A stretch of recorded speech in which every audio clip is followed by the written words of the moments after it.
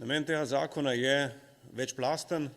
Na eni strani nižja obremenitev izplačil tistih podjetij, ki imajo dobiček, izplačil delavcem. Še bolj pomembno kot to se pa meni zdi, da na ta način ne samo, da dobijo delavci zaslužen denar in so udeleženi pri rezultatih svojega dela, ampak lahko skozi tak mehanizem tudi izrazito krepimo pripadnost delavcev podjetjem.